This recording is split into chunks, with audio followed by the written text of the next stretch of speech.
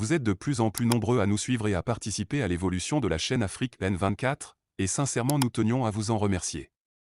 Nous lisons tous vos commentaires qui enrichissent le débat et vraiment nous vous demandons de nous soutenir, en aimant les vidéos pour une large diffusion, et pour continuer à avoir une ligne éditoriale indépendante, et vous proposer de nouvelles émissions toujours de plus en plus enrichissantes.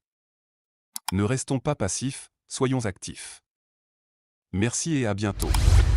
Amis lecteurs de Radio Canal K de Radio Avolete, bonsoir et merci de votre fidélité sur le www.canalk.ch et le www.radioavolete.com et bienvenue dans votre émission Fenêtre sur l'Afrique et la voix du peuple sur Radio Avolete. Le 7 mars dernier, l'opinion publique apprend avec stupéfaction la disparition de Ferdinand Ité, directeur de publication du journal L'Alternative. L'alerte de la disparition avait été lancée via les réseaux sociaux par un de ses proches collaborateurs à la personne d'Isidore Kouanou. En effet, le dimanche 5 mars, au matin, Ferdinand Ité a reçu une convocation à se présenter au SCRIC le même jour à 15h. D'après l'alerte, le journaliste d'investigation Ferdinand Ité serait sorti de sa maison le dimanche 5 mars à 9h pour aller faire une course et ne serait plus revenu. A-t-il été enlevé? Par qui et pour quelles raisons? Eh bien, amis auditrices et auditeurs de Radio Canal K de Radio Avolete, telles étaient les questions qui taraudaient les esprits dans l'opinion politique togolaise avant que Ferdinand Ité lui-même ne décide d'apporter des clarifications sur sa page Facebook le jeudi 9 mars dernier. Bonjour à tous, écrit Ferdinand Ité sur sa page Facebook. Ceci est un message de vie pour rassurer tous ceux qui s'inquiètent depuis dimanche. Je vais relativement bien malgré cette effroyable épreuve et je suis plus ou moins à l'abri du danger pour l'instant. Je reviendrai pour plus de détails plus tard. Merci à tous, que Dieu vous bénisse. Fin de citation. Eh bien, avant la disparition, on avait appris sur les réseaux sociaux que Ferdinand Ité et Isidore Kouanou étaient convoqués par la justice pour une comparaison le mercredi 8 mars dans l'affaire qui les a opposés un an plus tôt à deux ministres du gouvernement togolais. En effet, suite à des propos tenus dans l'émission en ligne L'autre journal animé par Isidore Kouanou, le ministre de la Justice, Pius Agbetome, et son homologue du commerce, Kodjo Adedje, ont porté plainte pour diffamation contre Feu Joël Ega et Ferdinand Ité. Il faut rappeler qu'après quelques jours de prison, les deux journalistes incarcérés avaient bénéficié le 31 décembre 2021 d'une libération provisoire, mais le juge avait mis sous contrôle judiciaire Feu Joël Ega, Ferdinand Ité et Isidore Kouanou. Décédé subitement en mars 2022, Joël Ega ne pourra malheureusement pas répondre à la convocation du juge. Et nous profitons de l'occasion encore une fois pour rendre un vibrant hommage à Joël Ega. Y a-t-il un rapport entre cette convocation du juge et le choix de Ferdinand Ité de se mettre à l'abri selon ses propres termes? Pourquoi le SCRIC voulait-il entendre coûte que coûte Ferdinand Ité le dimanche 5 mars dernier? De quelle épreuve effroyable Ferdinand Ité fait-il référence dans le message sur sa page Facebook? Quelle est la nature du danger qui a contraint Ferdinand Ité à choisir de se mettre à l'abri? Est-ce un départ en exil pour le journaliste d'investigation? Pourquoi, contrairement à ses habitudes, Ferdinand Ité a-t-il choisi de ne pas répondre à la convocation du juge? Eh bien voilà quelques questions auxquelles nos invités tenteront de répondre dans ce débat citoyen de ce samedi 11 mars 2023. Merci de votre fidélité sur le www.canalk.ch et sur radioavolete.com. Débat citoyen, de quelle épreuve effroyable Ferdinand Ité fait-il référence dans le message sur sa page Facebook? Quelle est la nature du danger qui a contraint le journal d'investigation à choisir de se mettre à l'abri? Est-ce un départ en exil pour le journal d'investigation? Pourquoi, contrairement à ses habitudes, Ferdinand Ité a-t-il choisi de ne pas répondre à la convocation du juge? Eh bien, nous lançons le débat citoyen de ce soir avec nos invités qui sont déjà en ligne. Maître Kpandi Adjaré, bonsoir. Bonsoir Amos, je salue les auditrices et les auditeurs de la radio Avolete, la radio Canal K.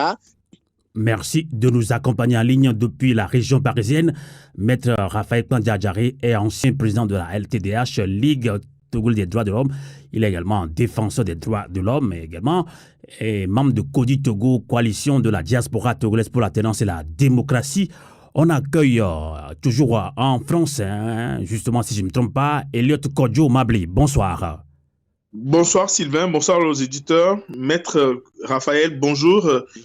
Merci de nous accompagner également. Elliot Kodjo-Mambli est conseiller municipal à l'INSEE dans la commune AV2, justement au Togo. On accueille à Liège, en Belgique, Coco Philippe Amendodji. Bonsoir.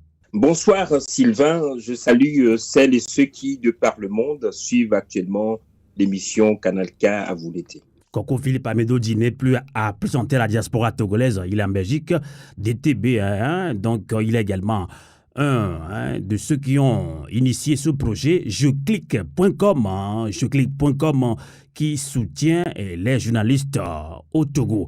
Alors justement, il s'agit de notre confrère Ferdinand Ité. Après l'angoisse d'un enlèvement crapuleux, Ferdinand Ité, journaliste d'investigation, et son avocat ont finalement rassuré l'opinion publique sur le choix du journaliste de se mettre volontairement à l'abri du danger. Plusieurs versions circulent actuellement sur les réseaux sociaux sur les circonstances de la fuite de Ferdinand Ité. Alors, Maître Raphaël Kmandi Adjaré, comment démêler le vrai du faux? Merci beaucoup Amos. Merci beaucoup Amos. J'avoue que c'est un cas qui hante l'esprit de tous les Togolais, de tous défenseurs des droits de l'homme et de tous ceux qui connaissent Ferdinand Ité en tant que directeur de publication du journal L'Alternative et du journal en ligne. Je crois qu'il est l'initiateur de l'autre journal, qui est un journal en ligne.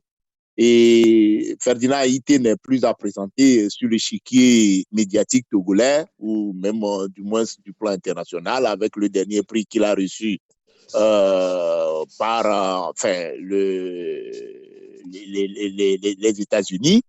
Donc, je pense que rien n'est à mettre de nouveau, mais de toutes les manières, étant donné que lorsque on se sent menacé, et il faut se mettre à l'abri. Mais c'est seulement quand on dit que Ferdinand Ité a choisi de se mettre volontairement à l'abri, je voudrais vraiment qu'on essaye de voir un peu le mot volontaire, parce que nul ne peut volontairement quitter son pays dans des circonstances pareilles. Je parle des circonstances dans lesquelles Ferdinand Ité a décidé de quitter le Togo. Nul besoin de rappeler le harcèlement et le contexte dans lequel est intervenu ce cas précis dont nous débattons. Et nous savons que Ferdinand Ité est journaliste d'investigation. Il est le directeur de publication, et je ne cesserai de le répéter, du journal L'Alternative. Et nous savons un peu la liberté de presse au Togo. Nous savons comment les journalistes qui sont fouineux contre le régime font l'objet de harcèlement, font l'objet de convocations intempestives par le SCRIC, qui est le centre de recherche et d'investigation criminelle ancien SRI, alors que cet organe en réalité n'est concerné en rien aux actes du milieu médiatique.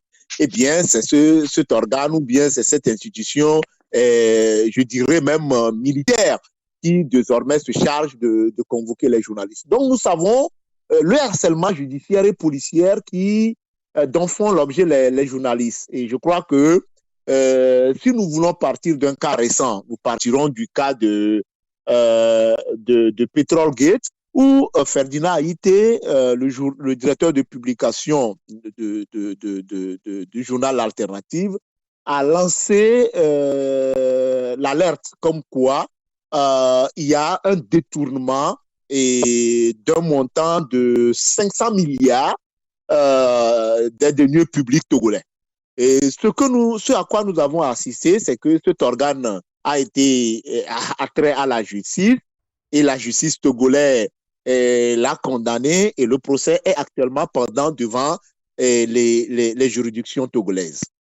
Ce procès n'est pas encore fini quand, je crois, en décembre 2022, si ma mémoire en décembre 2021, si ma mémoire est bonne, une plainte a été déposée et par deux ministres, le ministre de la Justice, garde des Sceaux, M. Pius Agbetomé, et le ministre Adedje, qui est le ministre du Commerce, et comme quoi le directeur de publication de l'alternative, M. Ferdinand Haïté, a tenu des propos diffamatoires à leur encontre. Et je n'oublie pas, entre-temps, la plainte qui a été déposée à la HAC, qui a conduit à la suspension de l'alternative, c'est-à-dire la plainte déposée par le ministre M. Kofi, j'oublie un peu le nom de ce député, mais Tcholenyanou, voilà, l'ancien notaire Maître Tcholenyanou, et qui a conduit effectivement à la suspension du journal Alternative. Et voilà, tout récemment, je crois que le clic, c'est que Ferdinand Haïté donc, a décidé de se rendre à Cotonou. Il a été interpellé à la frontière parce qu'on demandait à Ferdinand Haïté de se constituer prisonnier, ce qui tombe des nues parce qu'il n'est pas dirigé contre Ferdinand Haïté un procès d'assises ou un procès criminel. Donc, il y avait une audience mercredi, mais Ferdinand Haïté est libre de ses mouvements. Il devait se rendre à Cotonou, on l'interpelle à la frontière, on l'amène au SCRIC. Et puis après, on lui amène une convocation à 11h le dimanche pour comparaître le soir à 15h. Et j'avoue quand même que ça tombe un peu ça sort de l'ordinaire. Tout à fait. Et je crois que c'est du harcèlement.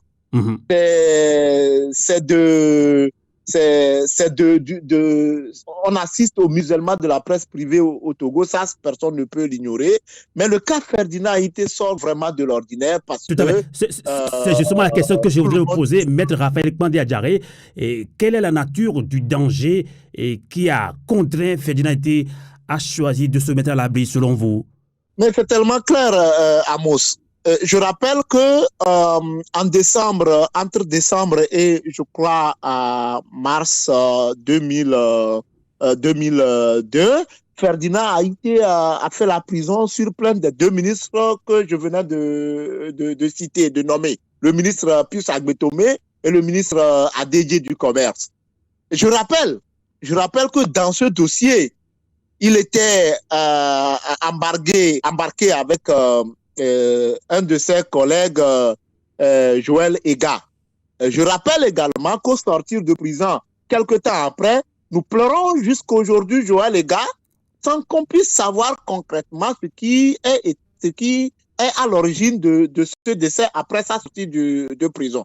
Et donc, mais vous voyez que ce procès, ou cette procédure que nous avons pensé abandonner, et clôturé ou voilà qu'une ordonnance de non-lieu aurait été rendue, qu'on ressuscite cette procédure parce que tout récemment, il y a eu le rapport de la Cour des comptes qui est sorti. Nous avons vu Ferdinand Haïté dans l'autre journal et interpeller ou faire des analyses autour de ce rapport. Je crois quand même que c'est dangereux. C'est dangereux de rester dans ce contexte où on fait l'objet de tracasseries judiciaires et policières, et quand une affaire semble finir ou semble terminer, on ressuscite une autre, mais en tout état de cause, sachez que ce qui attendait Ferdinand le mercredi dernier, c'était en réalité effectivement de le juger, de le condamner et de l'envoyer au fin fond d'une prison.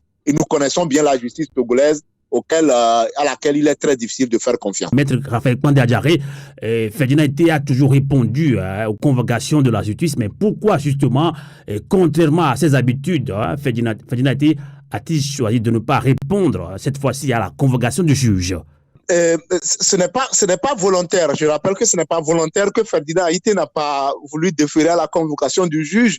Vous-même, vous l'avez dit, Ferdinand Haïté a été de tout le combat. Il s'est présenté à chaque fois que la justice a besoin de lui, que ce soit dans l'affaire Petrolgate, que ce soit dans l'affaire du député Kofi Tcholenyanou, que ce soit dans l'affaire des deux ministres Pius Agbetomé et Adedje, il s'est toujours présenté.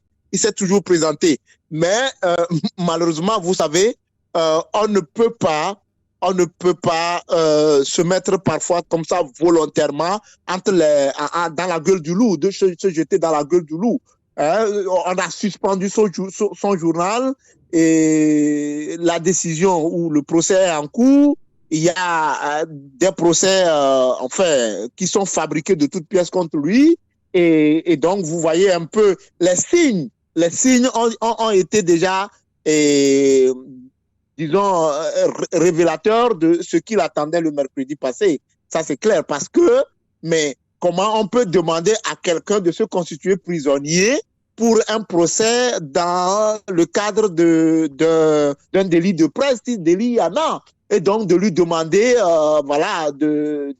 d'aller rester au SCRIC pour être conduit par les éléments de la gendarmerie à ce procès, alors qu'aucun mandat n'a été lancé contre Ferdinand Haïté. Et donc, ça préjugeait ce qui allait se passer mercredi, notamment, effectivement, mettre la justice aux ordres et rendre une décision de condamnation contre Ferdinand Haïté et l'envoyer au fin fond d'une prison. Vous voyez, quand vous voyez tout ça, et tout ce harcèlement, et tout ce qui se prépare contre vous, je pense que vous ne pouvez pas dire que vous avez confiance à la justice de votre pays et aller comme ça vous jeter dans la gueule du loup. Tout à fait. Donc pour vous, il a bien fait de se mettre à l'abri parce qu'on ne fait plus confiance à la justice et même en prison, on ne sait pas ce qui peut se passer, c'est ça? Écoutez, aujourd'hui, nous avons dans les prisons civiles du Togo plus de 130 prisonniers politiques, en commençant par Pacha Gnassingbé, qui a été libéré par, je dirais, un groupe de travail des Nations Unies. Le groupe de travail des Nations Unies a rendu une décision, a demandé que Pacha Gnassingbé et Dontema Kokucha Atiabi soient libérés. Mais depuis, les autorités togolaises ont refusé de mettre en application cette décision. À part ça, il y a pas mal de détenus politiques qui ont été torturés et qui ont présenté des signes de torture. Certains sont décédés. Et donc, je ne passe pas sous silence le cas de Djimon Auré et de toutes les personnes qui ont été arrêtées parce qu'ils ont émis une opinion politique et qui sont aujourd'hui encore en détention. Et donc, je ne pense pas que vous voudriez donc que Ferdinand Haïté aille s'ajouter à ces personnes quand bien on est utile à cette lutte qu'en étant en liberté. C'est vrai. Alors, on va écouter maintenant la réaction de Kodjo, Elliot Kodjo Mablé, conseiller municipal à l'UNC dans la commune AV2. Vous avez suivi tout à l'heure Maître Raphaël Kwandi Adjaré qui dit, oui, on ne peut pas se jeter soi-même dans la gueule du loup. On ne fait plus confiance à la justice, la prison bondée de prisonniers politiques. Même, il n'y a pas de... Oui, on ne peut pas dire que tous les prisonniers sont en sécurité en prison au Togo. Donc, Ferdinand Haïté a bien fait de se mettre à l'abri. Quelle est votre réaction, Kodjo Mablé? D'abord, c'est triste ce constat. Et je pourrais même dire que au temps d'Hitler, quand les Allemands ont décidé de condamner ceux qui ont brûlé le Bundestag à l'époque, avant que Hitler ne prenne le pouvoir, la justice, à un moment donné, a condamné quand même les nazis. Même malgré que l'Assemblée allemande était dirigée par un nazi. Vous savez, l'article numéro 10 des droits de l'homme qui dit « Nul ne peut être inquiété pour ses opinions, même religieuses, pourvu que leur manifestation ne trouble pas l'ordre public établi par la loi. » Moi, je crois que Ferdinand Haïté est un éveilleur de conscience. Il nous amène la lumière. On peut l'aimer, on ne peut pas l'aimer. Il nous apporte la lumière. Et quelqu'un qui apporte la lumière fait toujours peur à des dictatures.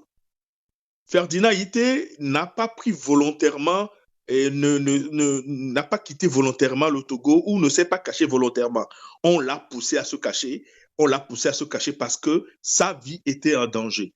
Et si des messieurs comme Ferdinand commencent à avoir peur pour leur vie, parce que c'est un monsieur que je connais. Elliot Kodjo Mablé, vous l'avez dit, on l'a poussé. Je vais vous taquiner un petit peu. Qui, selon vous, l'a poussé à se mettre à l'abri? Mais Amos, c'est quelle question vous me posez, ça? Qui l'a poussé à se mettre à l'abri? Vous voulez que Ferdinand aille se faire tirer dans la rue, aille se constituer emprisonné, aille rejoindre les Djimoré, les gardes du Tigre qui sont en prison là-bas. La justice est aux autres à Lomé. S'il y avait eu le justice à Lomé, je pense que Ferdinand a assez fait l'expérience de la justice pour savoir que cette justice est aux ordres. Il a toujours répondu aux convocations de la justice. Mais cette fois-ci, sûrement, il y a quelque chose qui ne va pas. Bien sûr, s'il a décidé de se mettre à l'abri, on dit se mettre à l'abri. Moi, je dis toujours, on l'a poussé à se mettre à l'abri, mais c'est parce que sa vie est en danger. Si des gars qui sont devant la lumière comme Ferdinand se mettent à l'abri, imaginez ceux qui sont dans l'ombre. Imaginez ce que vit le peuple togolais. C'est vraiment triste. C'est vraiment triste. Kodjo,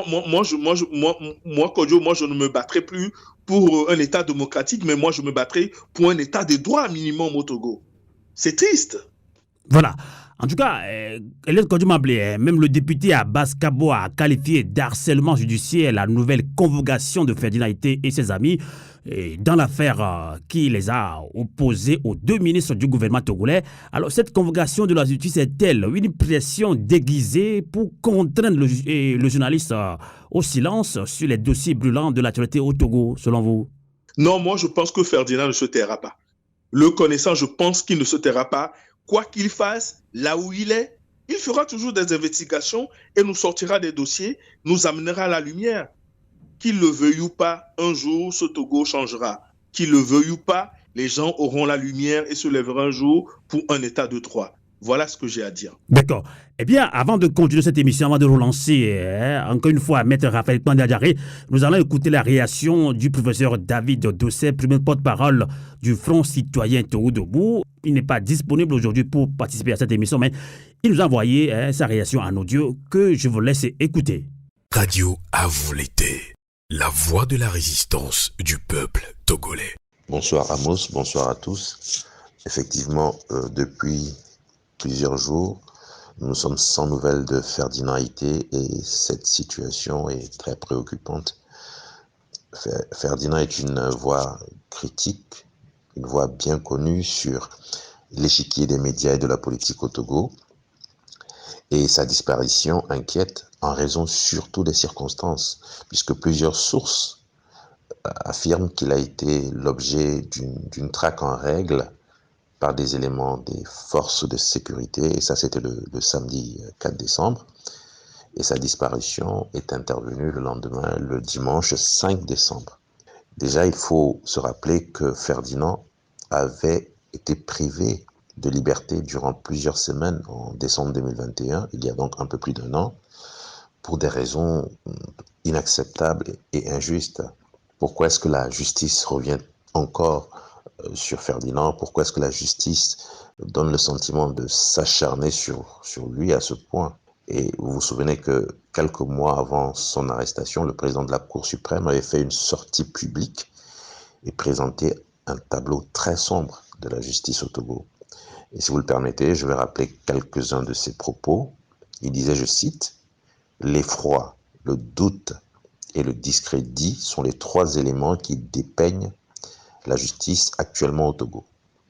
Le juge participe à l'insécurité judiciaire au Togo. » Fin de citation. Et bien sûr, ces propos ne peuvent pas nous rassurer aujourd'hui quand on imagine que c'est cette même justice qui est aux trousses de Ferdinand. Le Front citoyen Togo Debout et Tournons la page, en tout cas, ont sorti un communiqué pour apporter toute leur sympathie, tout leur soutien à Ferdinand dans cette nouvelle épreuve. Et ces organisations n'ont pas manqué de réagir et d'exprimer leur inquiétude quant à l'atmosphère de peur que le pouvoir fait régner sur le Togo. Je crois que dans un contexte où le terrorisme cherche à étendre ses tentacules sur le pays, il faut plutôt rassurer les Togolais par des actes et des propos appropriés, parce que tout le monde le sait, un pays qui est miné par les dissensions ne peut pas réussir la lutte contre le djihadisme. Cette union sacrée qu'on appelle de tous nos voeux, il est impossible de la construire dans une telle atmosphère aussi délétère. Pour finir, je dirais tout simplement, ou je rappellerai que le Front citoyen Togo Debout et Tournons la page On appelle au pouvoir togolais afin qu'il mette fin au harcèlement judiciaire. Il faut mettre fin au harcèlement judiciaire. Il faut cesser d'instrumentaliser la justice togolaise pour priver de liberté les Togolais qui veulent plus de démocratie et de dignité, c'est tout. Et il faut mettre cette fois-ci cette justice au service du droit et de la lutte contre la corruption. Merci donc de m'avoir tendu le micro et tous nos voeux de pleine santé et de liberté à notre frère Ferdinand Haïté. Radio à vous l'été, l'esprit patriotique. Et bien voilà, le Front citoyen Togo Debout et tournons la page également et condamne le Front citoyen Togo Debout demande alors au chef de l'État, Fagne Gnassingbe, de tout faire pour que cela n'arrive plus. Un stop aux harcèlements des journalistes au Togo. Alors, Maître Raphaël Kwandida, tantôt je le disais que le député Abbas Kaboa a qualifié d'harcèlement judiciaire la nouvelle convocation de Ferdinand Haïté et ses amis dans l'affaire qui les a opposés aux deux ministres du gouvernement. D'ailleurs, je pense qu'en début de l'émission, vous l'avez cité d'ailleurs. Alors, cette convocation de la justice est-elle une pression déguisée pour contraindre le journaliste au silence sur les dossiers brûlants, sur la direction au Togo? Quand Dieu Mamblé pense que non, Ferdinand Haïté, même ayant fui entre guillemets le Togo, ne va jamais se taire. De toutes les manières, autre endroit, autre lutte, je sais que tel que je connais Ferdinand, c'est un monsieur convaincu. C'est des gens, si Ferdinand devait changer d'opinion depuis ou devait se taire, je crois qu'il le ferait depuis. Donc, pour ça, je n'ai aucun doute. Et les jours qui vont suivre nous édifieront beaucoup plus. Mais ce que je voudrais rappeler, par rapport au procès qui devrait se passer, qui devrait se dérouler le mercredi 8 mars 2023. Je rappelle que Ferdinand Haïté a eu une citation à comparaître. Et c'est comme ça se passe. Il a eu une citation à comparaître, comme quoi il y a un procès contre lui le mercredi 8 mars. Cela voudrait dire tout simplement que, voilà, il a la citation à comparaître. Mais d'où vient que, en dehors de cette citation à comparaître le mercredi, pour une affaire d'ailleurs qui, pour nous, était finie, comme l'a dit Maître Padé, mon confrère, l'avocat de Ferdinand. D'où vient le fait que on l'arrête à la frontière et que après un dimanche, on lui amène une convocation le matin, lui demandant de comparaître l'après-midi pour quelle autre procédure? À quel sujet? Parce que la convocation est muette. On dit tout simplement que toute personne appelée à convoquer, appelée à comparaître. Oui, mais pourquoi? Pour quelle raison? Alors que Ferdinand a déjà reçu une citation à comparaître pour le mercredi 8 mars. Comment dans une semaine et en l'espace de 3 jours seulement, on peut mettre un citoyen dans un état d'harcèlement et d'harcèlement policier et judiciaire? C'est incompréhensible. Donc, vous voyez tout ça, lorsqu'on est en face de faits pareils, alors que nous savons de quoi est capable notre justice.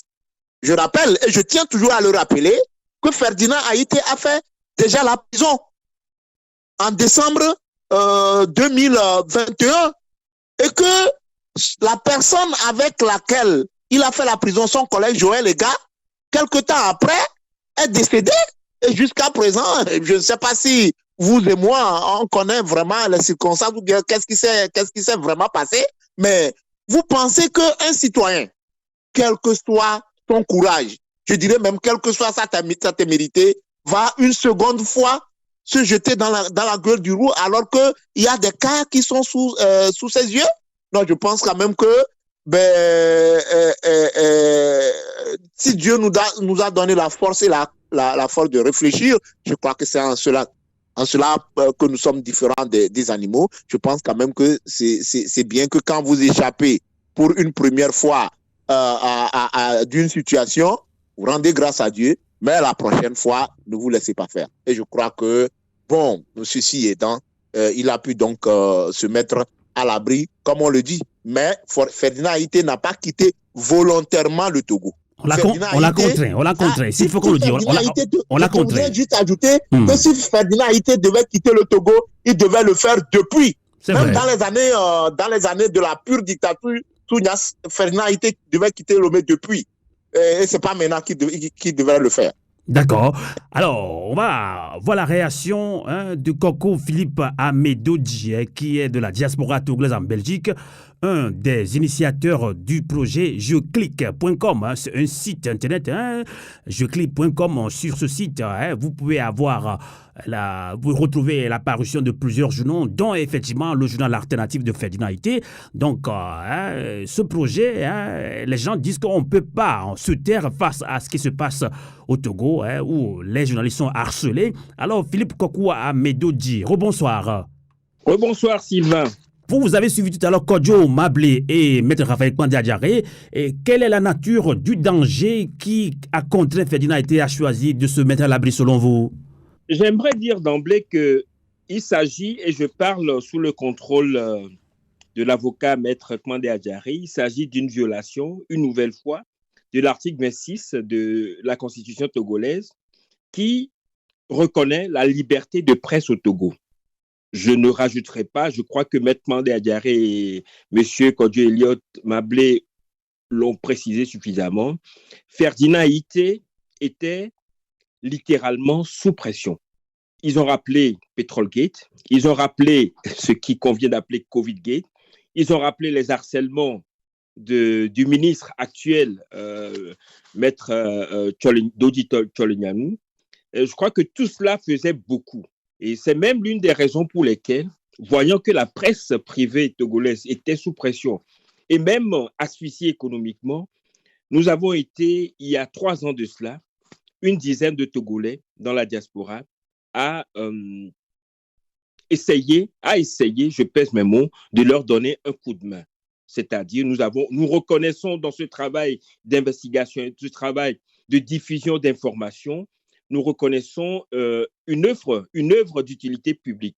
C'est la raison pour laquelle nous avions lancé, je crois en janvier 2021, la plateforme jeclick.com, que je recommande aux auditrices et auditeurs de la radio à vous l'été, parce qu'en adhérant à cette plateforme, en achetant 1, 2 ou en s'abonnant pendant 1 an aux journaux privés, à certains journaux privés de la place, nous soutenons directement, efficacement et concrètement le travail ô combien difficile et pénible, voire périlleux, que réalisent des journalistes dans le contexte difficile au Togo.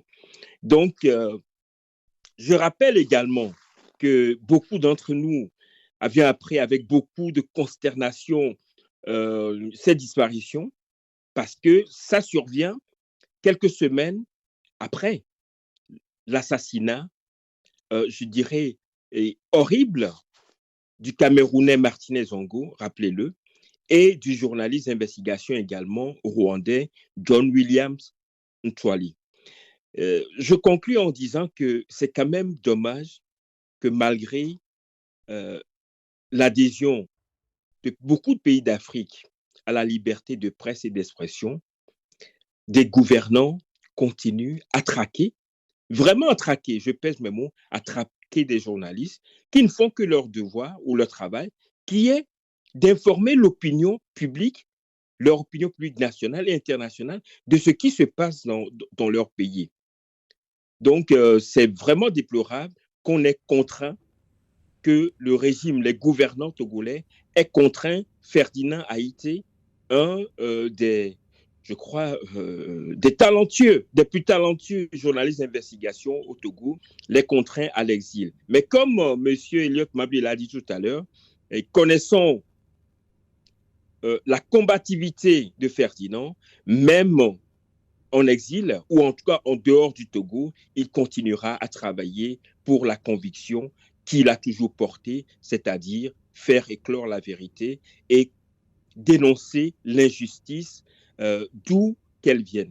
Donc voilà un tout petit peu le désarroi de nous les Togolais, la déception par rapport à la façon dont la dictature au Togo agit et continue à agir. Nous espérons que l'opinion internationale et les partenaires techniques et financiers du Togo se saisiront de ce dossier pour interpeller les gouvernants sur vraiment les menaces que les gouvernants font peser sur la liberté et sur la vie des journalistes au Togo. D'accord. Avant de continuer cette émission, bien sûr, débat citoyen, nous allons écouter une réaction de Komlan Kougli, qui est secrétaire général de MOTRA, Mouvement pour la libération totale et la reconstruction de l'Afrique. Il a aussi réagi, il a condamné ce qui se passe actuellement avec Ferdinand Thier. Nous l'écoutons et on revient dans quelques minutes. La voix du peuple. Tout d'abord, j'aimerais exprimer notre ferme condamnation concernant la persécution et le harcèlement incessant dont a été victime Ferdinand Haïté. Condamner également cette persécution et ce harcèlement permanent, inarrêtable, dont ont été victimes l'ensemble des journalistes et le journal L'Alternative en particulier et ses rédacteurs, ses animateurs. Et donc aujourd'hui, ces persécutions et ces harcèlements sont quasiment arrivés à leur fin, c'est-à-dire faire chasser du pays Ferdinand Haïté qui a échappé à la prison ou à une mort certaine, comme l'a connu Joël Ega, qui vient de fêter dans la tombe son anniversaire, l'anniversaire de son incarcération. Donc, je pense que il faut d'abord s'insurger contre cet harcèlement et cette persécution. Ferdinand Haïté, connu pour le tranchant de ses analyses, il fait partie des journalistes qui font du bon boulot dans ce pays, mais comme nous l'avons toujours dit, la liberté de presse et la liberté d'opinion ne peuvent pas être une réalité dans une tyrannie héréditaire de type colonial. Et comme la nature du régime togolais, c'est une tyrannie héréditaire de type colonial, eh bien ce régime peut tolérer la liberté de presse jusqu'à un certain point, mais une fois que les limites sont dépassées, eh bien ce régime réagit. Et c'est ce qui s'est passé avec Ferdinand Haïté. Donc il faut être lucide, condamnation ferme de ce qui se passe, de ce qui s'est passé, le harcèlement dont sont victimes des journalistes dans ce pays, l'assassinat d'un certain nombre de journalistes, la persécution permanente. Et une fois qu'on a dit ça, regarder la situation froidement et dire que tant que ce régime restera vivant au Togo, eh bien, ce que Ferdinand vient de vivre sera toujours le lot du quotidien des Togolais. Donc, la liberté de presse est incompatible avec ce type de régime. Donc, aujourd'hui, nous sommes tous témoins de ce que Ferdinand Haïté et sa rédaction vivent. Donc, c'est encore une fois aux Togolais de prendre leurs responsabilités en sortant des guéguerres entre partis politiques et associations dites de la société civile pour s'inscrire dans une véritable lutte de libération, pour casser ce régime-là et reconstruire le pays sur la base de nouvelles règles qui permettront à chaque corporation, à chaque métier, notamment aux journalistes, de faire leur travail de manière sécurisée, de manière correcte et de manière tranquille.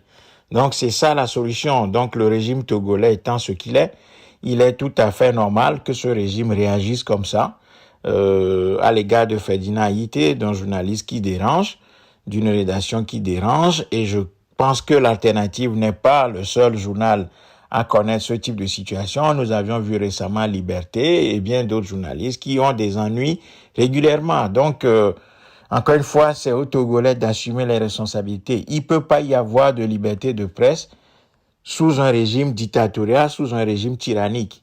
Tout ça, c'est du folklore, c'est-à-dire que le régime fait une sorte de maquillage en tolérant une certaine liberté de presse, mais une fois que ces libertés, une fois que ces limites sont franchies, eh bien, ce régime frappe. Et donc, c'est dans la nature de la dictature que de réagir comme ça.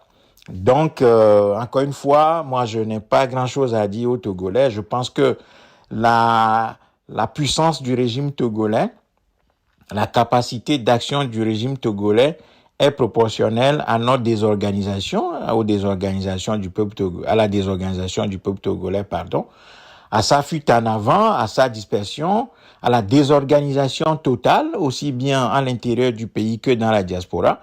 Tout le monde a démissionné.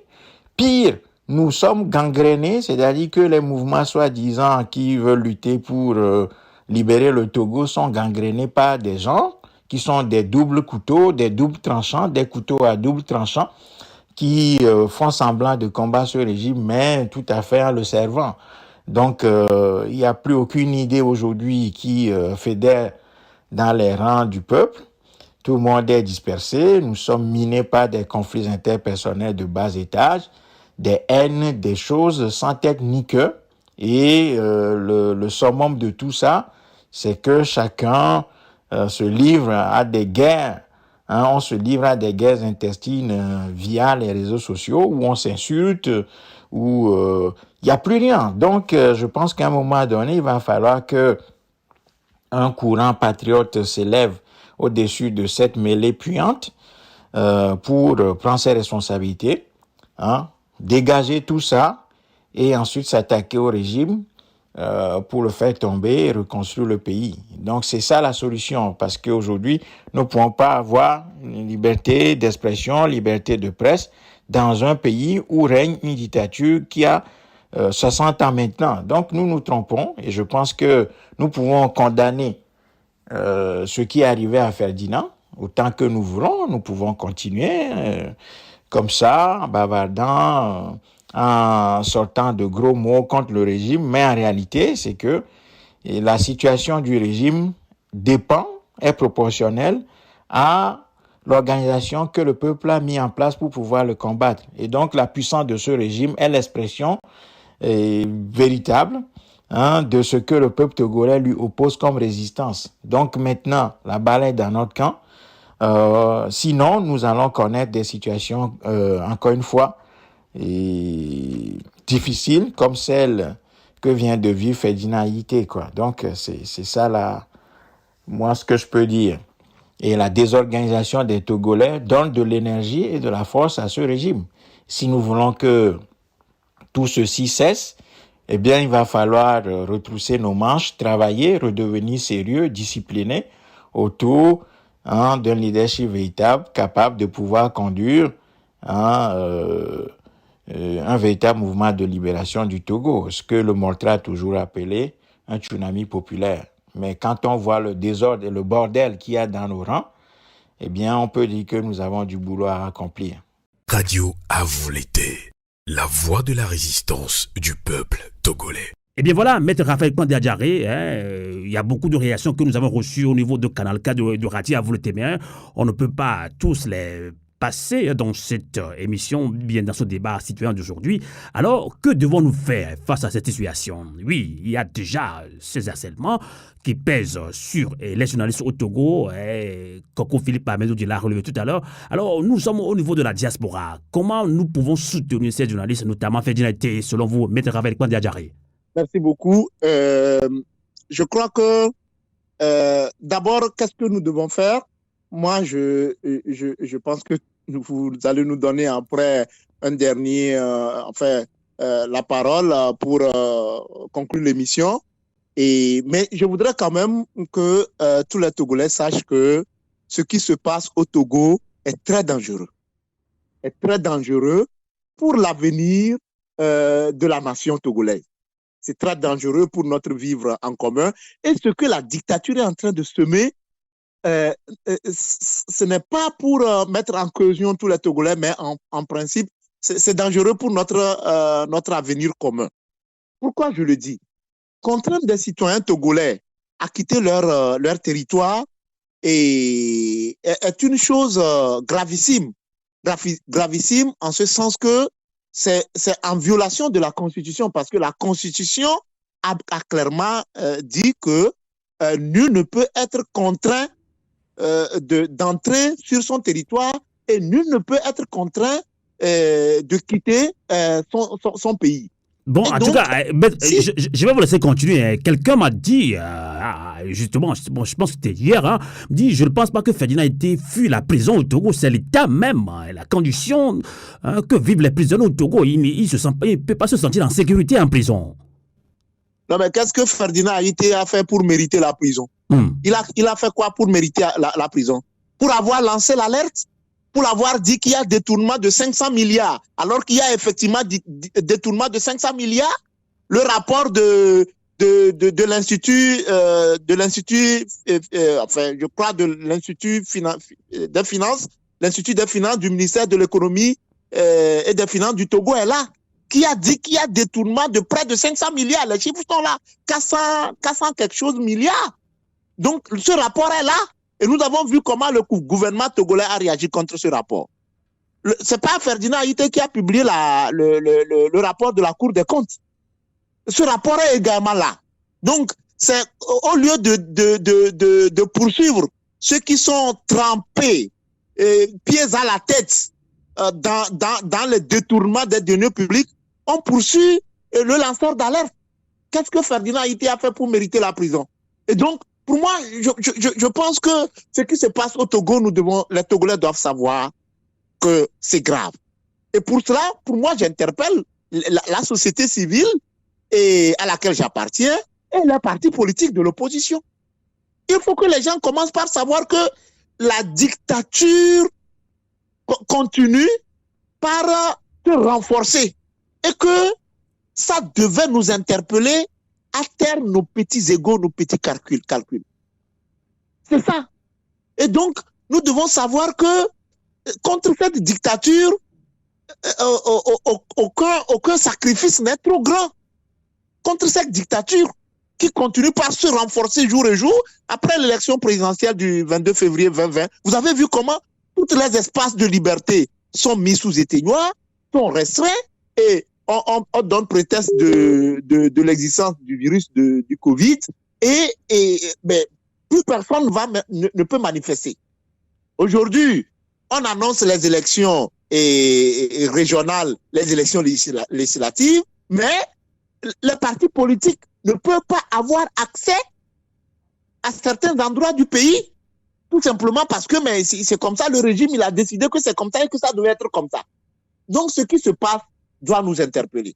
Maintenant, quant à ce qui arrive aujourd'hui à Ferdinand, nul n'est à l'abri. Et bien, je crois quand même que moralement, nous devons être solidaires à l'endroit de ce combattant de lutte qui a éclairé, qui était un veilleur de confiance, comme l'a dit monsieur Mablé, Elliott, et qui effectivement a informé les Togolais au péril de sa vie, je dis bien au péril de sa vie, sur des questions d'enjeu national, parce que n'eût été Ferdinand Haïté qui aurait su que cette affaire de Petrol Gate, des affaires qui impliquent les Adjakli, qui aurait su qu'il y a cette affaire? Personne n'aurait su que plus de 500 milliards de deniers publics togolais ont été engloutis par une famille. Personne n'aurait su ça. Et donc, c'est un travail d'utilité publique. Dans certains pays, les journalistes qui font un travail pareil sont adulés par le pouvoir, sont même auréolés des prix, sont même, pourquoi pas, ils bénéficient du soutien. Mais contrairement à ce qui se passe sous d'autres cieux, chez nous, lorsque vous faites ce travail qui est qualifié même d'utilité publique, on ne fait que vous harceler, on cherche à vous mettre sous éteignoir, et si on n'arrive pas à fermer votre bouche, c'est au fin fond d'une prison où vous contraindre à quitter le territoire du Togo. Et c'est dommage. Et donc je crois que en cela, nous sommes tous interpellés, et les Togolais, et les partis politiques de l'opposition, et les organisations de la société civile, pour dire que, attention, ce que cette dictature est en train de faire, ce n'est pas contre Ferdinand seul, ce n'est pas contre X seul, mais bon, ça peut arriver à tout un chacun dès lors que vous avez une opinion dissidente contre ce qui se passe en place. En tout cas, à qui le tour pourrait-on dire, puisqu'il y a encore des journalistes au Togo, devons nous dire qu'on met la pression sur ces journalistes, taisez-vous, bien coupez-nous la langue si vous ne voulez plus que l'on parle. Alors, Elliott Kojo Mablé, vous êtes conseiller à Nissé dans la commune AV2 au Togo. Vous avez écouté tout à l'heure Maître Raphaël Pandé Adjaré que oui, ce qui se passe, ce n'est pas contre Ferdinand, mais c'est contre, si on peut dire, contre le peuple togolais. Nous devons nous réveiller, nous devons nous réorganiser. Mais à chaque fois, on subit, on réagit, on s'indigne et puis ça s'arrête là. Que proposez-vous concrètement face à cette situation? Et l'autre Kojo Mabli. Écoutez, moi, je pense que il faudrait remobiliser les gens. Il faudrait amener la lumière aux gens. Et vous savez, le cas de Ferdinand, c'est un cas qui doit nous interpeller parce que il y a beaucoup de réfugiés politiques, économiques au Togo. Et les gens qui quittent, quand vous voyez les enfants qui prennent le bateau, qui vont à Dakar, prendre le bateau pour l'Europe, tout ça là, c'est ce que Ferdinand dénonce par ces investigations qui poussent nos enfants, nos frères à partir en aventure. Et je crois qu'il est temps que le Togolais se ressaisisse. Il est temps qu'on se lève, qu'on parle et qu'il y ait des actions qui suivent. Parce que s'indigner, c'est bien, c'est le début, mais il faudrait quand même contraindre ce gouvernement à respecter les droits de l'homme.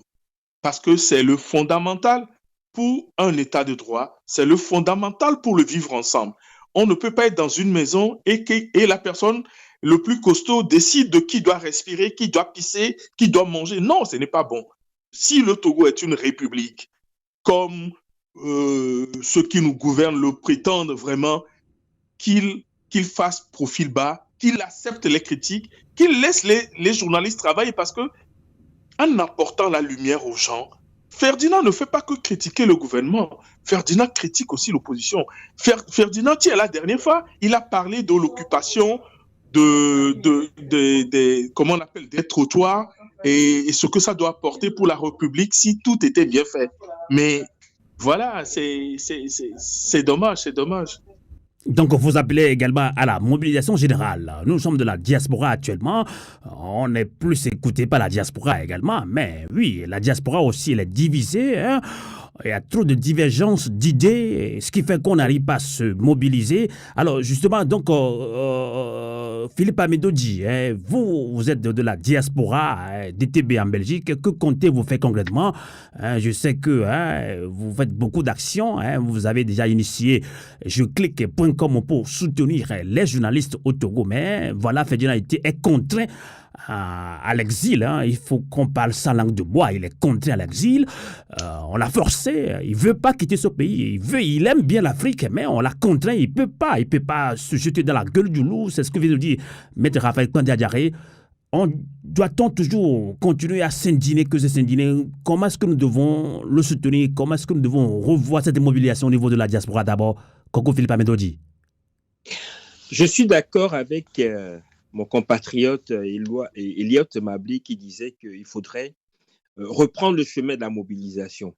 D'ailleurs, la DTB, Diaspora Togolaise de Belgique, dont je suis l'un des acteurs, avons pris des dispositions depuis mardi dernier pour signaler le cas d'harcèlement à l'endroit de Ferdinand Haïté et nous attendons des retours. Je ne dévoilerai pas ici, je n'irai pas plus loin dans les détails des actions que nous avons prises et qui pourraient porter fruit.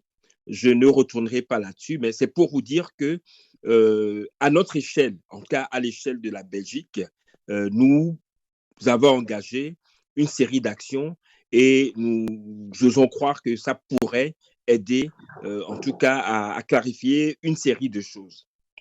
Vous savez, Maître Kandé-Adjaré le disait tout à l'heure, nous nous retrouvons dans un pays surréaliste, où ce sont les victimes, ou ceux qui dénoncent les crimes économiques qui sont traqués.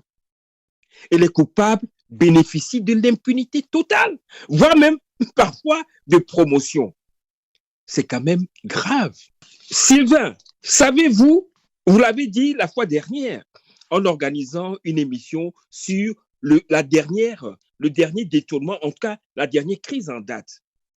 Les Togolais, alors qu'ils subissaient de plein fouet les conséquences de la pandémie au Covid-19, les Togolais se sont retrouvés avec un gouvernement qui a dépensé 40% des fonds mobilisés contre le Covid, ils l'ont dépensé en violation des accords de prêt et en violation des règles des finances publiques au Togo. Et ça, on veut interdire à Ferdinand Ité ou aux autres journalistes d'en parler. C'est pas grave ça, c'est terrible. On est dans quel pays? Donc l'argent du contribuable. Je rappelle que les fonds qui ont été mobilisés pour combattre le Covid, à 75% sont des prêts que tous les Togolais et leurs enfants vont payer dans les mois, dans les années à venir. Et ça, on veut que les Togolais ne disent rien, se contentent des déclarations du gouvernement. Et qu'est-ce qui explique selon vous surtout ce silence des Togolais, hein? Je parle des Togolais qui sont au Togo, je dis, hein, la diaspora n'en parle même pas. Qu'est-ce qui explique ce silence-là? C'est que des répressions, on a peur des répressions policières, bien. Comme on le dit souvent, on est fatigué de la lutte. L'opposition nous a fait ça, on est fatigué, c'est ça qui explique. Puisque beaucoup de Togolais connaissent bien Ferdinand Ité, hein. Ils sont bien informés. Ils aiment bien aussi. Les Togolais aiment bien quand même Ferdinand Ité. Et Sylvain, je vais vous dire, il y a deux choses, et je termine par là. Votre interlocuteur, votre invité, en la personne de l'honorable député Jerry Tama, disait la fois dernière que le problème au Togo, c'est que même à Lomé, il n'y a que 15 à 20% des gens qui sont au courant des crimes, ou en tout cas de la mauvaise gouvernance au Togo. Plus on monte à l'intérieur du pays, moins les gens sont au courant, sont informés. D'où l'utilité que l'information passe. Mais comme le régime, la dictature au Togo, surfe sur l'ignorance des gens par rapport à ce que nos gouvernants font des deniers publics, on peut dire, j'allais dire que c'est logique que le gouvernement coupe la tête à tous les journalistes d'investigation qui font correctement leur travail. C'est ça le problème. Moi, je dis, le problème, le manque de réaction, le manque ou la faiblesse de mobilisation des populations vient essentiellement du fait que le régime empêche l'information sur la mauvaise gouvernance de circuler au Togo. Donc, le problème reste intact. Donc, la lutte doit commencer, ou en tout cas, doit s'articuler les jours et semaines à venir sur la diffusion des informations. Donc, il faudrait que les personnes à l'intérieur du pays soient au courant de comment les gouvernants gèrent les deniers publics au Togo, les crimes politiques et les crimes économiques qui sont commis par ce régime, les crimes sociaux qui sont commis par ce régime. À partir de là, les populations pourront réagir convenablement lors des prochaines consultations électorales pour sanctionner ce régime-là ou bien pour trouver des voies et moyens pour réaliser l'alternance politique au sommet de l'État. C'est de ça qu'il s'agit. Donc, tant que le régime, en violation de l'article et des articles 25 et 26 de notre Constitution, empêchera les gens d'avoir des opinions et de les diffuser sur la façon dont le pays est géré, nous subirons toujours cette forme de dictature du silence. Il faudrait que cette dictature soit brisée d'abord pour que nous puissions évoluer. La mobilisation générale doit continuer dès maintenant. Alors, Maître Raphaël Kouanda-Diaré, au niveau de la Belgique, nos confrères, ou bien nos compatriotes plutôt, j'allais dire, veulent commencer déjà cette mobilisation. On s'indigne, on subit. Maintenant, le journaliste Ferdinand Ité est contraint à l'exil. Il faut qu'on le dise sans langue de bois, il est contraint à l'exil. Que devons-nous faire concrètement?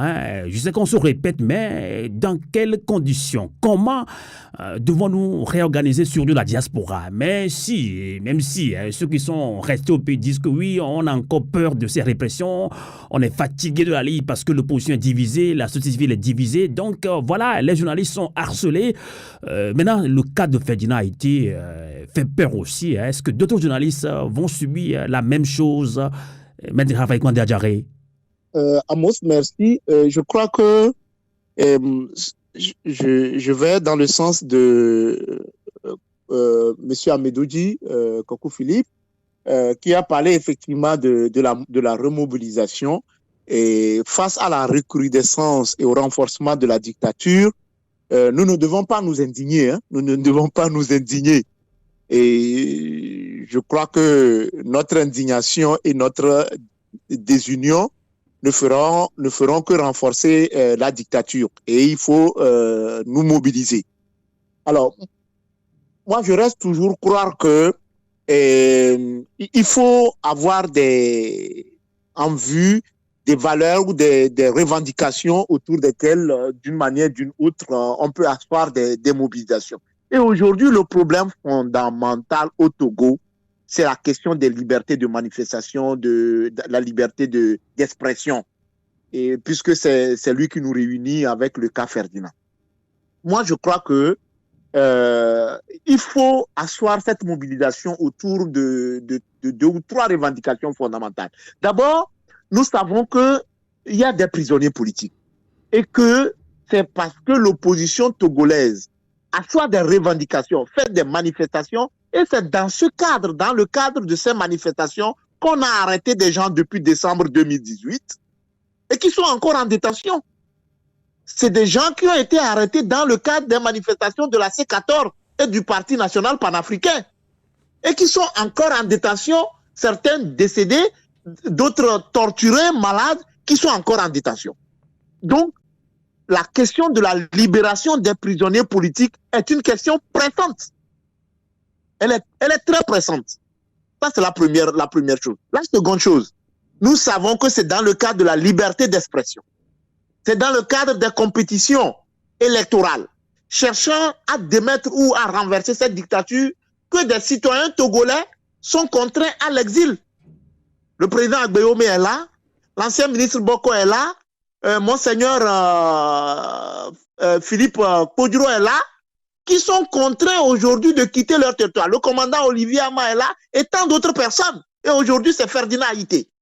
Donc, nous savons que c'est dans le cadre de la lutte que ces personnes sont contraintes à l'exil. D'où la nécessité de demander de créer un rapport de force pour demander au régime de favoriser le retour de toutes ces personnes au bercail. Parce que le Togo, c'est notre patrimoine commun.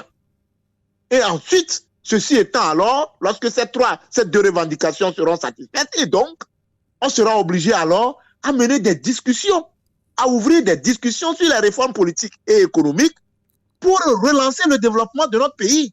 Et je crois que c'est comme ça, et pour moi, la remobilisation de l'opposition de la société civile togolaise tourneront autour de ces 3 axes: la libération des prisonniers politiques, le retour des personnes contraintes à l'exil et l'ouverture des discussions pour faire des réformes politiques, économiques. Et quand je parle de réformes politiques, économiques, sécuritaires, nous avons aujourd'hui tout le nord presque le nord du pays, la région des savanes, qui est en train d'être convoitée ou bien d'être en train d'être prise par les groupes terroristes.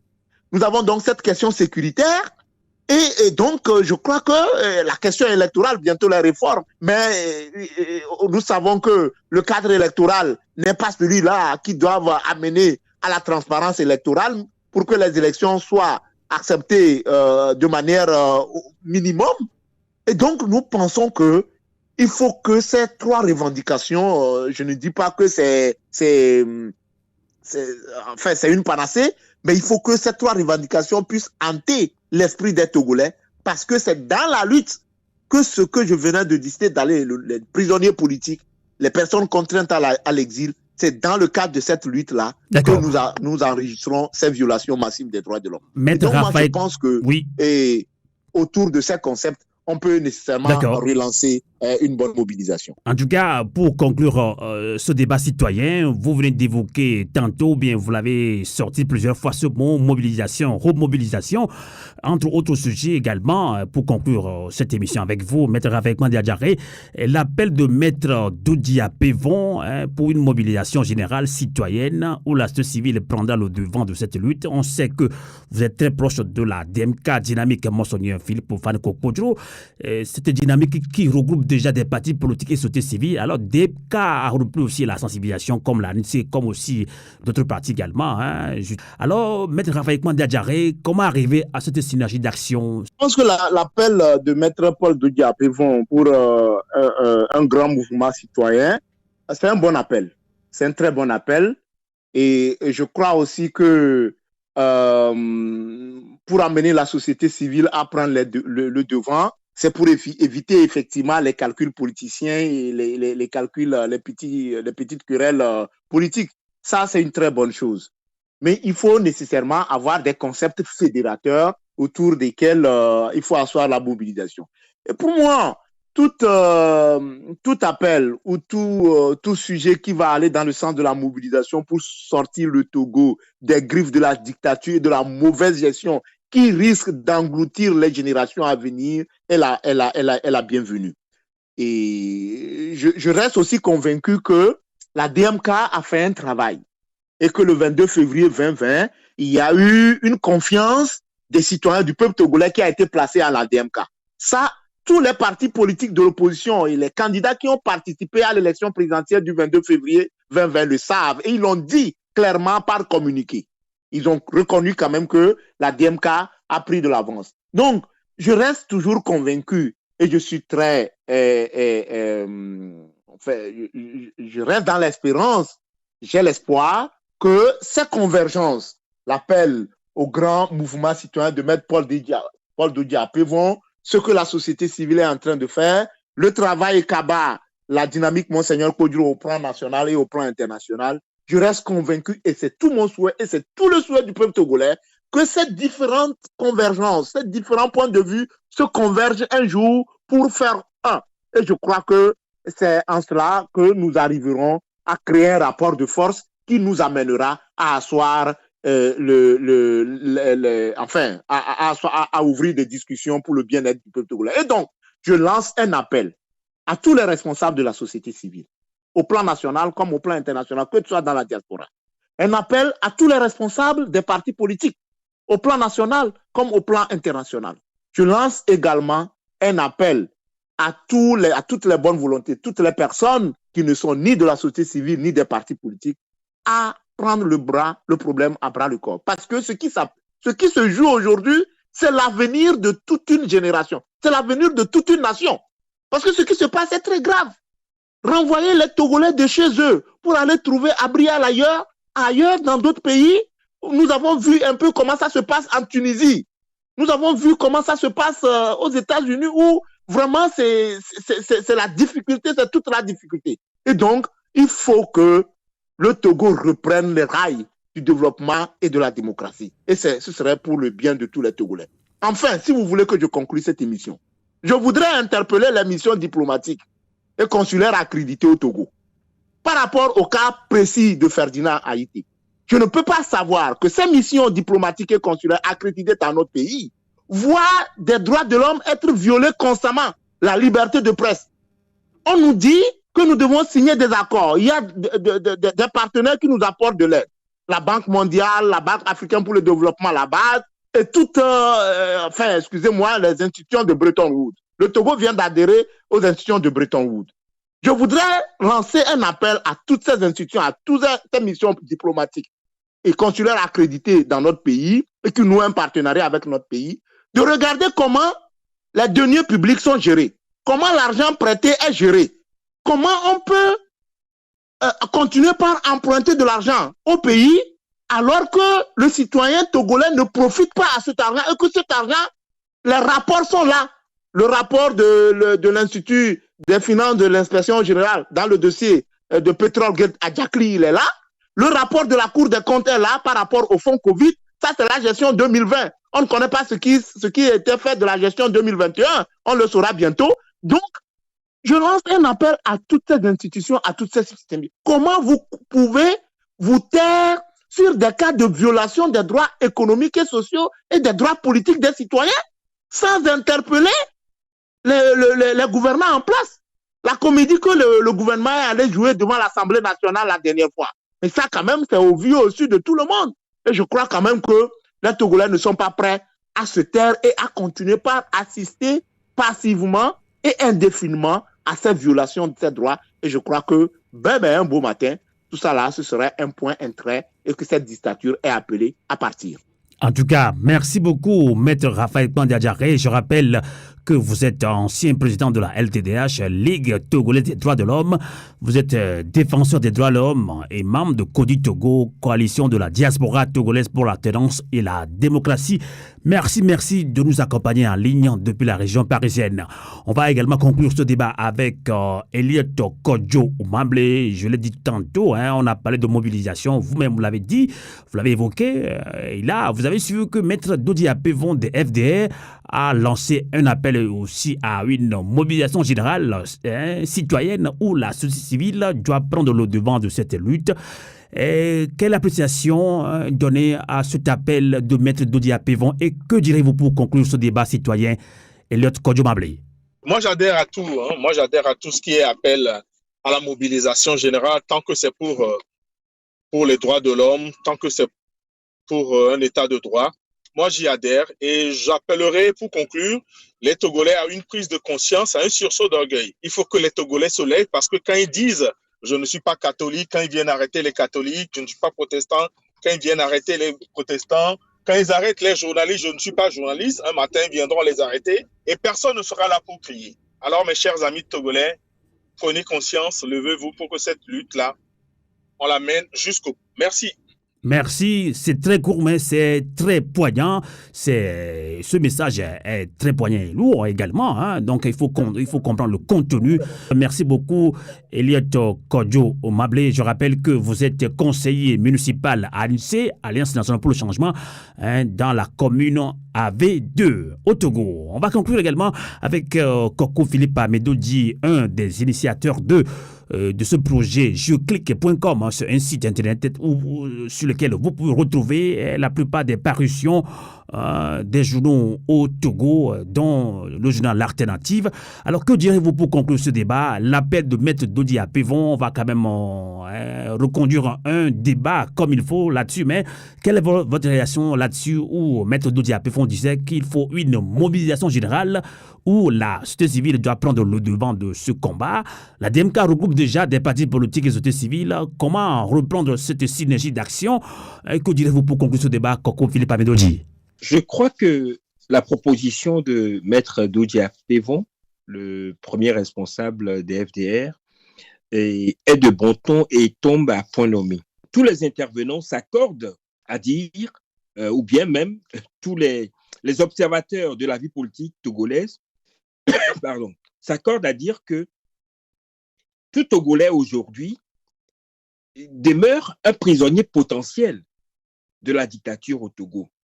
C'est-à-dire que la dictature au Togo refuse toute critique. En tout cas, toute critique de la gestion publique est dorénavant un délit, considéré comme un délit et passible de poursuites judiciaires, d'emprisonnement, voire où la personne qui craint pour sa liberté est obligée ou en tout cas est contraint à l'exil, ce qui est gravissime. Donc, comme mon prédécesseur vient de le dire, ce qui vient d'arriver à Ferdinand Haïté, journaliste, peut arriver à tout Togolais. D'où la nécessité pour nous tous, Togolais, d'en prendre conscience et d'agir en conséquence. Pour appuyer l'appel lancé par un des leaders de l'opposition, je suis d'accord également que la lutte dans les jours, les semaines à venir doit se baser sur une dynamique citoyenne. Une dynamique citoyenne qui doit s'appuyer comme les ESC, les organisations de la société civile, l'ont lancé la semaine dernière, qui doit s'appuyer sur des revendications concrètes. Il y a nécessairement, en tout cas dans le contexte des élections qui se préparent au Togo, il faut nécessairement, et ça, nous insistons là-dessus, que tous les prisonniers politiques soient libérés. On ne peut pas organiser des consultations politiques électorales au Togo et en même temps garder des gens qui ont été mis en prison parce qu'ils ont tenu des propos, c'est-à-dire ce qu'on appelle la répression du délit d'opinion. Ils ont émis leur opinion, on les a jetés en prison. Quelle garantie avons-nous que pendant la campagne électorale que le gouvernement togolais s'apprête à ouvrir, il ne va pas encore couper des têtes parce que les gens se sont prononcés sur la mauvaise gestion du gouvernement et seront encore jetés en prison? Donc, c'est une question de bon sens. Et Maître Diaré disait tout à l'heure, il faut que l'opinion internationale entende et fasse tout ce qui est de son pouvoir pour faire revenir à la raison, pour faire entendre raison aux gouvernants togolais. Vous ne pouvez pas mettre en prison des gens qui ont exprimé leur opinion sur la base de la Constitution et en même temps lancer encore une campagne pour dire aux gens, vous pouvez exprimer vos opinions, comme ça vous allez encore les arrêter dans 2 ou 3 mois. Ça, c'est une exigence que la dynamique citoyenne qui se met en place doit réclamer et obtenir très, très rapidement. Deuxième chose, et c'est la conséquence de la première, ceux qui n'ont pas été, qui ont refusé la prison, ont dû prendre le chemin de l'exil. Il faut qu'ils rentrent, tous. Je ne cite pas des noms, que c'est qui sont nombreux. OK? Il faut que des mesures soient prises pour garantir le retour des exilés politiques. Tous les exilés politiques au Togo doivent pouvoir rentrer au Togo parce que le Togo est une propriété commune de tous les Togolais. Troisièmement, et c'est très important, c'est par rapport aux crimes économiques. Et la dernière en date, c'est la Cour des comptes, une des institutions de notre Constitution qui l'a révélé.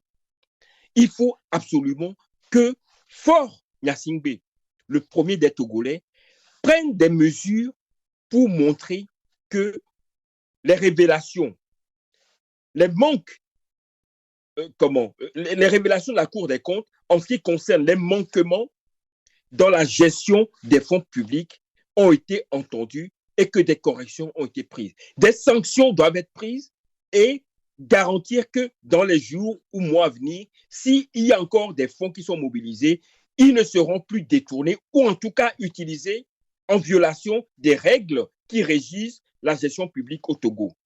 Et en dernier, il faut absolument, avant d'aller aux prochaines élections, que des réformes institutionnelles soient faites pour garantir la liberté des urnes. Nous savons les raisons pour lesquelles beaucoup de Togolais, c'est chaque fois au lendemain des élections que des chasses aux sorciers sont lancées aux Togolais.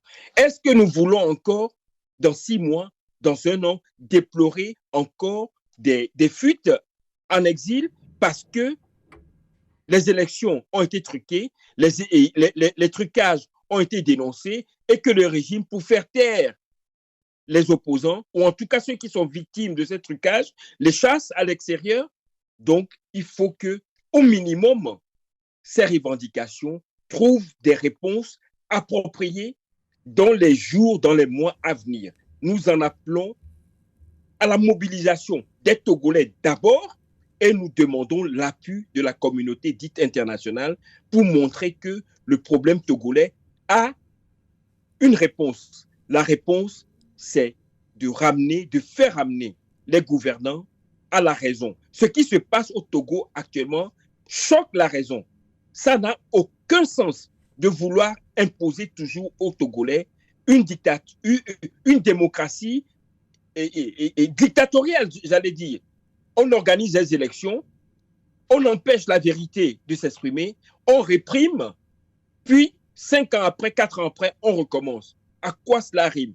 Je rappelle, en terminant, que ce que ça coûte aux contribuables togolais de participer à ces genres d'élections truquées, ça aurait pu construire quelques hôpitaux au Togo. Si le régime en place, c'est que de toutes les façons, les élections qu'il organise, c'est pour les truquer, mais qu'on reste dans un état monarchique et qui conserve le pouvoir, mais que l'argent consacré, ou en tout cas gaspillé dans des farces électorales, soit consacré à la construction des hôpitaux et des écoles au Togo. Merci. Merci à vous également, Koko Philippa Medoudi, d'avoir participé à ce débat citoyen d'ailleurs.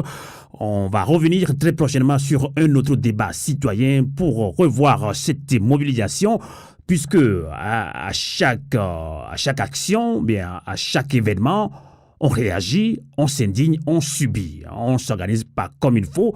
Et vous l'avez dit tout à l'heure, il faut qu'on s'organise de nouveau. Il faut relancer cette mobilisation. Donc, diaspora togolaise, remobilisons-nous, s'il faut qu'on le dise comme il faut. Ainsi prend fin cette émission. Merci de l'avoir suivi sur le 3xW canalk.ch et sur Radio à Volonté. Continuez avec nous en toute résistance sur le 3xradioavouleté.com. Bonsoir et bon week-end. Vous êtes de plus en plus nombreux à nous suivre sur Afrique N24 et vraiment nous tenions à vous en remercier. Nous lisons tous vos commentaires qui enrichissent le débat et vraiment nous vous demandons de nous soutenir pour continuer à avoir cette ligne éditoriale indépendante et vous proposer des émissions toujours de plus en plus enrichissantes. Merci et à bientôt. Likez la vidéo si ce n'est pas déjà fait. Laissez aussi votre point de vue en commentaire. Abonnez-vous et cliquez aussi sur la petite cloche de notification pour ne rien rater de nos prochaines vidéos. N'oubliez pas de partager aussi la vidéo et de la liker.